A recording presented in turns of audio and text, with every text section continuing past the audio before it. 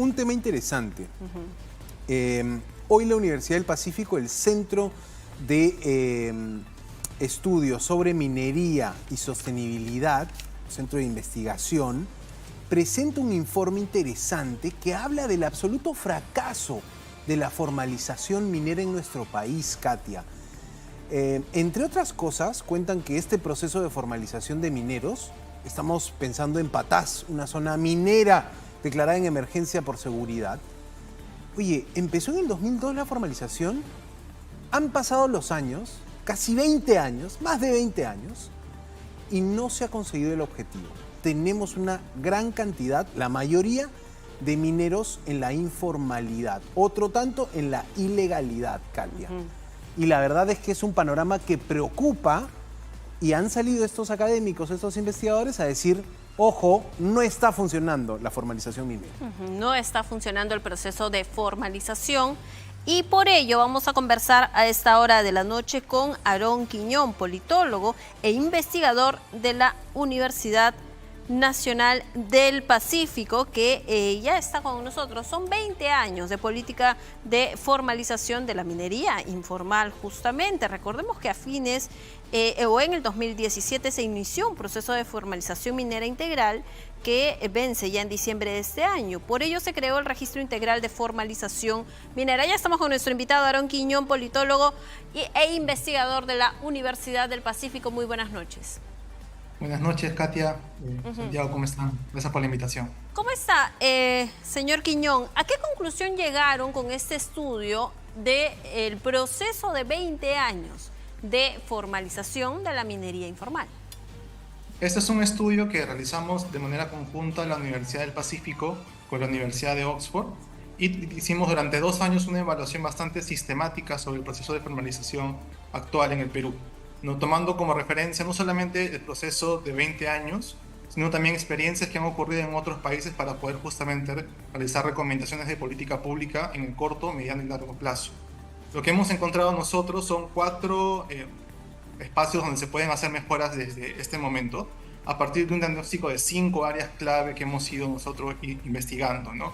Que son los tipos de minería artesanal que ocurre en el Perú, la política y el enfoque de política pública actual que hay respecto a la formalización minera, cómo operan finalmente estas comunidades mineras en el territorio, cómo se ha gestionado las concesiones mineras y el terreno superficial, y cómo los actores de la cadena de valor han promovido o han sido un obstáculo para que los mineros artesanales puedan culminar este proceso. El punto de partida de nuestro estudio ha sido diferenciar entre una minería informal, que es aquella que está escrita en el proceso de formalización, la minería ilegal, que es la que opera en territorios prohibidos y utiliza mecanismos de extracción que están prohibidos, y una minería formal, que es aquella que ya cumple el proceso pero que no cuenta con incentivos para permanecer en la formalidad. Entonces, diferenciando esos 3 tipos de minería, que en la opinión pública se suele confundir y simplificar la discusión, va a ser muy importante diferenciarlas, porque cada una de ellas va a requerir una estrategia diferente para poder atraer a la formalidad y con ello que sean un motor del desarrollo. Ahora, uno de los puntos interesantes del informe era precisamente el enfoque que tiene el gobierno, ¿no? La idea de erradicar a los mineros informales, de sacar la minería informal. Pero en el informe se reconoce a la minería informal como algo casi ancestral en el país, a la minería, digo, artesanal, como algo histórico y que según ustedes va a prevalecer, que el Estado ya tiene la batalla perdida si quiere erradicarlos, que más bien debería cambiar el enfoque a darles incentivos para que pasen a la formalidad. ¿Es esa la línea? ¿Por qué se dice que el Estado está invirtiendo más en erradicar que en formalizar? Incluso ahí hay un tema de mucho dinero más puesto en una acción de castigo, cuando históricamente ha habido minería en el Perú y leí en el informe, la proyección es que no desaparezca, que siga existiendo, ¿no?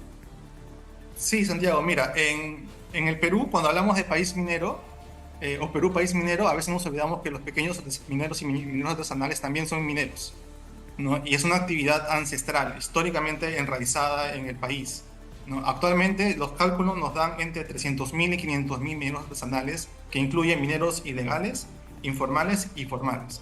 Pensar que de la noche a la mañana esta actividad va a desaparecer es realmente reducir la complejidad de un problema que es bastante más difícil y que requiere estrategias bastante diferenciadas, ¿no? Actualmente el Estado tiene dos políticas públicas bastante claras respecto a ese sector. Una política que tú mencionaste, que es la erradicación de la minería ilegal, y otra que es la de formalización minera, ¿no? Pero las prioridades de política pública las podemos ver, por ejemplo, en el presupuesto que se destina a cada una de ellas. El presupuesto que se dedica a erradicación de la minería ilegal, el año pasado fueron de 83 millones de soles, si cubrimos el presupuesto a nivel nacional, ¿no? Si miramos el presupuesto destinado a formalización, que está destinado a estos 83.000 mineros artesanales que están en el proceso de formalización, ha sido 24 millones, que es la sumatoria del presupuesto a nivel nacional y también de los gobiernos regionales. Las prioridades creo que quedan evidentes ahí del Estado hacia dónde quiere dirigir sus esfuerzos. Son 60 millones más que se dedica a erradicar y no han tenido los suficientes resultados como para decir que ha funcionado esa política de erradicación. Mientras que el énfasis en la formalización podría tenernos un mejor impacto, no solamente a nivel de seguridad, sino también como un beneficio económico. Estimaciones recientes nos dan que si los mineros artesanales se formalizan, significaría un incremento del 1.6 del PBI nacional, que es un aporte importante a la economía. Y esto requiere una discusión mucho más amplia de lo que hay actualmente en el debate público, no solo desde el Estado, sino también desde el sector del gremio minero. Porque a nivel internacional, Santiago, la discusión es cómo hacemos que la minería artesanal y de pequeña escala sea un actor para el desarrollo nacional y para el desarrollo de las comunidades.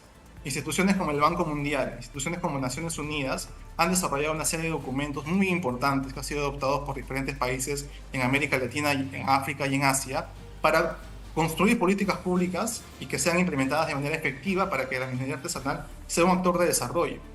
Un paso importante hasta ese logro ha sido la promulgación en el año 2022 de la Política Nacional Multisectorial de la Pequeña Minería y Minería Artesanal, que ha sido promovida por el Ministerio de Energía y Minas y liderada por la Dirección General de Formalización Minera, que está orientada hacia esa política. Pero actualmente no tiene todavía los suficientes recursos para poder implementarse. Claro. Ahora, ¿qué pasa con el registro integral de formalización minera, el llamado REINFO, ¿no? En el Congreso de la República se estuvo viendo también un tema para ampliar o a darle una prórroga a este proceso de inscripción. ¿Ustedes están de acuerdo con ello o cuál es el problema que ven ahí? Nosotros, al momento de hacer la investigación y ver las diferentes opciones de política pública, tenemos una premisa bastante clara, ¿no? Las ampliaciones de plazo, tal cual está el sistema ahora, no va a funcionar.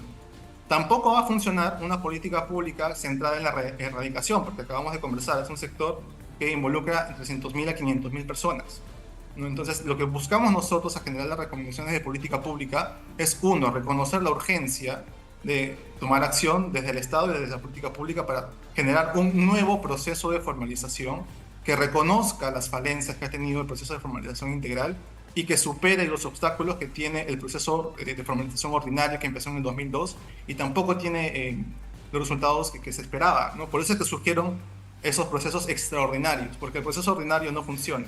Si no generamos incentivos para que los mineros artesanales, desde una política pública del Estado, tenga ese proceso de formalización integral, van a ser muy pocos los resultados y más bien una de las consecuencias de no tener un proceso de formalización óptimo ha sido el incremento de la ilegalidad y penetración de grupos organizados en los territorios mineros. Claro. Es una consecuencia de lo que estamos viendo, por ejemplo, en zonas como Patadas, en Arequipa, en Madre de Dios, donde la penetración de grupos criminales está cada vez más creciente. Es una consecuencia de que no haya habido una política exitosa de formalización. Es la punta de iceberg de un proceso mucho más complicado.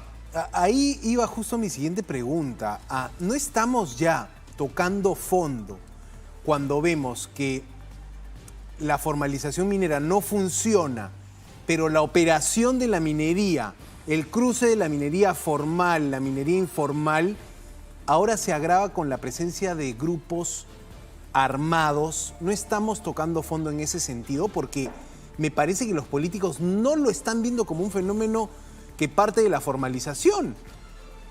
El ejército está en Patás, pero ¿qué resuelve el ejército si el lío tiene que ver con las concesiones mineras, tiene que ver con un proceso desordenado? ¿Estamos tocando fondo? Te pregunto. La situación realmente ahora es muy crítica, ¿no? tanto porque estamos viendo que las ampliaciones de plazo no están funcionando y porque no hay una alternativa a ese cierre de plazo. Eso por poner un tema de plazos que estamos hablando para este año, ¿no?